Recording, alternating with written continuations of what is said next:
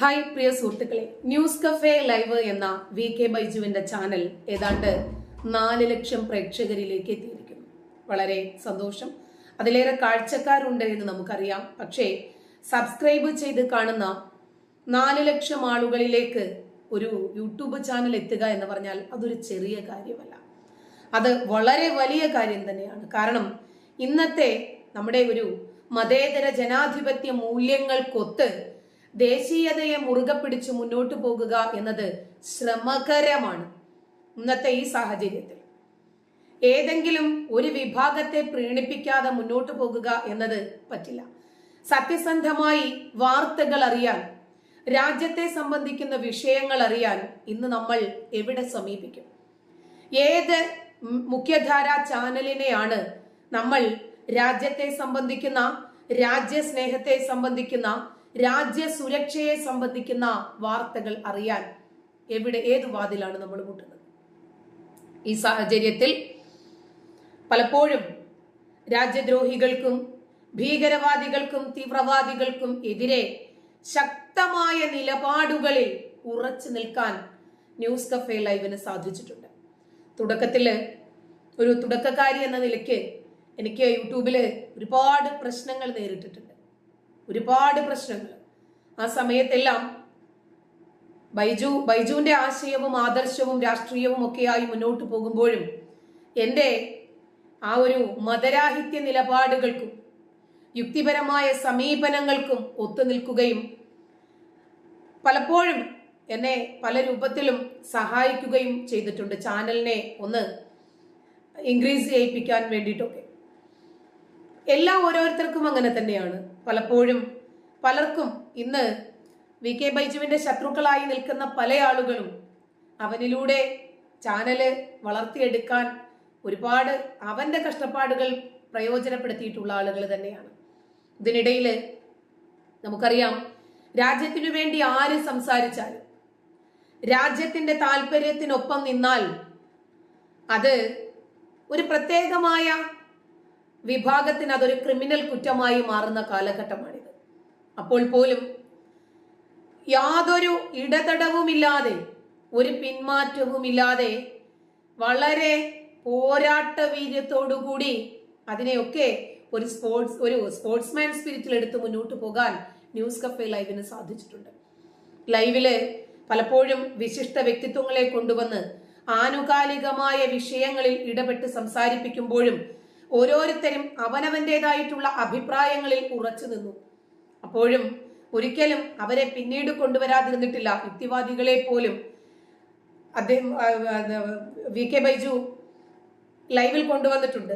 അവർ അവരുടെ അഭിപ്രായങ്ങൾ സ്വതന്ത്രമായി പറയാൻ ഒരു പ്ലാറ്റ്ഫോം കൊടുത്തിട്ടുണ്ട് ബൈജു. അതുകൊണ്ട് ഈ സാഹചര്യത്തിനിടയ്ക്ക് ഒരുപാട് കേസുകൾ, ജയിൽവാസങ്ങൾ, വീട്ടിൽ വന്ന് ഏതോ ഒരു കൊലയാളിയെ അറസ്റ്റ് ചെയ്ത് കൊണ്ടുപോകുന്നത് പോലെ ഭീകര അന്തരീക്ഷം സൃഷ്ടിച്ച് പോലീസ് കൊണ്ടുപോകുന്നു. നമുക്കറിയാം, 13 വർഷമായി ജോസഫ് മാഷിന്റെ കൈവെട്ടിയ ആ മഴുവുമായി രക്ഷപ്പെട്ട സവാദ് ഈ കണ്ണൂരിലാണ് കഴിഞ്ഞത്. അയാൾക്ക് പോലും ഇല്ലാത്ത രൂപത്തിലുള്ള ഒരു ഭീകരമായ അന്തരീക്ഷം സൃഷ്ടിച്ച് ആരോ എന്തോ പേരിൽ ഒരു കേസ് കൊടുത്തു. ഒരു ഹോട്ടലിൽ പോയി ഭക്ഷണം കഴിക്കുന്നു ഒന്നും പറയണ്ട. നമ്മുടെ നാട്ടിലെ രീതികളൊക്കെ അങ്ങനെ തന്നെയാണ്. നമ്മൾ ഗൂഗിൾ പേ ചെയ്യുമ്പോൾ അബ്ദുസലാം, ഹോട്ടലിന്റെ പേരോ എന്തെങ്കിലും ഒരു രാമന്റെയോ ഗണപതിയുടെയോ അയ്യപ്പന്റെയോ ഒക്കെ പേരുകളായിരിക്കും. അപ്പോ ആർക്കാണെങ്കിലും ഒരു വിഷമം തോന്നൽ സർവ്വസാധാരണമാണ്. കാരണം വെജിറ്റേറിയൻ ഹോട്ടലാണ്. ഹൈന്ദവ വിശ്വാസികളുടെ ചിത്രങ്ങളും പേരുകളും ഒക്കെ ഇട്ടിരിക്കുന്നു. ഗൂഗിൾ പേ ചെയ്യുമ്പോൾ ഒരു വിശ്വാസിയുടേത് വരുന്നു. ഇതെങ്ങനെ എന്ന് ആരാണെങ്കിലും ചിന്തിച്ചു പോകും. എറണാകുളത്തൊക്കെ യഥേഷ്ടമുണ്ടെന്ന് എൻ്റെ പല സുഹൃത്തുക്കളും പറഞ്ഞിട്ടുണ്ട്. പോട്ടെ, അതിനെയൊക്കെ ശക്തമായ രൂപത്തിൽ നിന്ന് പ്രതിരോധിക്കാൻ ഒരു യുദ്ധം ചെയ്ത് കീഴടക്കുന്നത് പോലെ തന്റെ സത്യസന്ധത, തന്റെ നിലപാട്, രാജ്യസ്നേഹം ഇതൊക്കെ കോടതിക്ക് മുമ്പിൽ തെളിയിച്ചു കൊടുക്കാൻ ന്യൂസ് കഫേ ലൈവിന്റെ ചാനൽ എഡിറ്ററായ VK ബൈജുവിന് സാധിച്ചിട്ടുണ്ട്. ഈ കാലഘട്ടത്തില് ഒരു വ്യക്തി ഒരു ബഹുസ്വര സമൂഹത്തില് ഭൂരിപക്ഷത്തെ ശത്രുക്കളാക്കി. കാരണം അവരെ സംബന്ധിക്കുന്ന സത്യങ്ങൾ പറയുമ്പോൾ സ്വാഭാവികമായിട്ടും അവരുടെ ശത്രുവായി മാറും. അവരോട് പ്രതിരോധിച്ചു നിൽക്കുവാണ്, യാതൊരു സ്വാർത്ഥ താല്പര്യവുമില്ലാതെ. രാജ്യമാണ് പ്രധാനം, രാഷ്ട്രീയമല്ല. രാഷ്ട്രമുണ്ടെങ്കിലേ രാഷ്ട്രീയമുള്ളൂ. ഉറച്ചു നിന്ന് പൊരുതി ഏതാണ്ട് 4 ലക്ഷം പ്രേക്ഷകരെ സമ്പാദിച്ചിട്ടുണ്ട്. നമുക്കറിയാം, ഒരുപാട് യൂട്യൂബ് ചാനലുകൾ ദിനം പ്രതി പെറ്റുപെരുകിക്കൊണ്ടിരിക്കുന്ന ഈ കാലഘട്ടത്തിൽ ഒരു വ്യക്തി മാത്രം പ്രയത്നിച്ചിട്ട്, ഒരുപക്ഷെ ലൈവിൽ വന്ന് പല ആളുകളും ഉണ്ടാകാം, 4 ലക്ഷം ഒക്കെ ആക്കുക എന്ന് പറഞ്ഞാൽ വളരെ വലിയ ഒരു കാര്യമാണ്. ഇപ്പോഴും ആ പോരാട്ട വീര്യത്തോടെ രാജ്യസ്നേഹത്തെ സംബന്ധിക്കുന്ന വിഷയങ്ങളിൽ ഉറച്ചു നിൽക്കാൻ ന്യൂസ് കഫേ ലൈവിന് സാധിക്കട്ടെ എന്ന് ആശംസിക്കാതെ പറ്റില്ല. നമ്മൾ പ്രേക്ഷകരാണ് ഈ 4 ലക്ഷത്തിലേക്ക് ഈ ചാനലിനെ കൊണ്ടുവന്ന് എത്തിച്ചത്. തുടർന്നും എല്ലാവിധത്തിലുള്ള സഹകരണങ്ങളും സഹായങ്ങളും ഉണ്ടാകണം എന്ന് ഞാനും അഭ്യർത്ഥിക്കുകയാണ്. കാരണം എന്റെ ചാനലും അത്രയും എത്താൻ VK ബൈജു ഒരുപാട് പാടുപെട്ടിട്ടുണ്ട്. പല ആളുകൾക്കും ചാനലിനെ ഒന്ന് ബൂം ചെയ്ത് കൊണ്ടുവരാൻ ബൈജു പ്രയാസപ്പെട്ടതൊക്കെ എനിക്കറിയാം.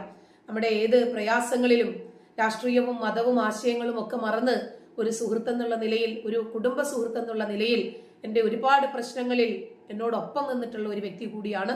അതുകൊണ്ട് വ്യക്തിപരമായ ഒരു താല്പര്യം കൂടി എനിക്ക് ബൈജുവിന്റെ ചാനലിനോടുണ്ട്. സത്യം പറയുന്നവരെ ഒക്കെ പിടിച്ച് സംഖ്യയാക്കി, പിന്നെ ആ സത്യത്തിനൊപ്പം ഉറച്ചു നിൽക്കുന്ന ആളുകളെ പിടിച്ച് കൃസംഖ്യയാക്കി ആ പട്ടത്തെയൊക്കെ ഭയപ്പെടുന്ന കാലഘട്ടം അതിക്രമിച്ചു. അങ്ങനെയൊന്നും ഇപ്പൊ ആരും ഭയപ്പെടുന്നില്ല. നിങ്ങൾക്ക് സംഖ്യയാക്കണോ ആക്കിക്കോ. പ്രത്യേകിച്ച് ഹൈന്ദവ വിശ്വാസങ്ങളിൽ മുറുകെ പിടിക്കുന്ന ഒരു വ്യക്തിയാണ് ബൈജു. അവരുടെ രാമജന്മഭൂമിയിലെ അയോധ്യയുടെ പ്രാണപ്രതിഷ്ഠാ ചടങ്ങിനോടനുബന്ധിച്ച ഈ സമയങ്ങളിൽ തന്നെ 4 ലക്ഷമായതിൽ കക്ഷി വളരെയധികം സന്തോഷിക്കുന്നുണ്ടാകും. ആ വിഷയത്തെ സംബന്ധിക്കുന്ന ലൈവുകൾ പ്രേക്ഷകരിലേക്ക്, കാഴ്ചക്കാരിലേക്ക് എത്തിക്കാനും വളരെയധികം അഹോരാത്രം പ്രയത്നിച്ചിട്ടുണ്ട് കക്ഷി. അതുകൊണ്ട് ചാനൽ ഇനിയും കൂടുതൽ വളർച്ചകളിലേക്ക് പോകട്ടെ. വളരെ പെട്ടെന്ന് തന്നെ മില്യൺ അടിക്കട്ടെ എന്നൊക്കെ നമുക്ക് ആശംസിക്കാം. അതിന് വേണ്ടത് എന്താണോ ചെയ്യേണ്ടത് അതൊക്കെ നമ്മൾ പ്രേക്ഷകരുടെ ഭാഗത്തു നിന്നുണ്ടാകണം എന്നുകൂടി ആശംസിക്കുകയാണ്. എല്ലാവിധ ഭാവുകങ്ങളും നേരുന്നതോടൊപ്പം 4 ലക്ഷത്തിൽ നിന്നും കൂടുതൽ വേഗത്തിൽ കുതിച്ചുയരാൻ ന്യൂസ് കഫേ ലൈവിന് സാധിക്കട്ടെ എന്നും ആശംസിക്കുന്നു. വളരെ ചുരുങ്ങിയ സമയത്തിനുള്ളിലാണ് ഈ 4 ലക്ഷം പ്രേക്ഷകരിലേക്ക് ന്യൂസ് കഫേ ലൈവ് വന്നെത്തുന്നത്. ബൈജു ചാനലൊക്കെ തുടങ്ങി ഏതാണ്ട് ചെറിയ സമയത്തിനുള്ളിൽ തന്നെയാണ് ഞാനും ചാനൽ തുടങ്ങുന്നത്. വളരെ പെട്ടെന്ന് എനിക്കും ഏതാണ്ട് അത്രയൊക്കെ ആയിട്ടുണ്ട്. 4 ലക്ഷത്തിലേക്കൊന്നും ആയിട്ടില്ല. നമ്മൾ അത്ര വലിയ പുള്ളിയൊന്നുമല്ല, കുഞ്ഞു പുള്ളിയാണ്. അതുകൊണ്ട് എന്തായിരുന്നാലും ഹൃദയത്തിന്റെ ഭാഷയിൽ ആശംസകൾ നേരുന്നു. ആ സന്തോഷത്തിൽ പങ്കുചേരാൻ അവസരം കിട്ടിയതിൽ അതിലേറെ സന്തോഷിക്കുന്നു. നന്ദി.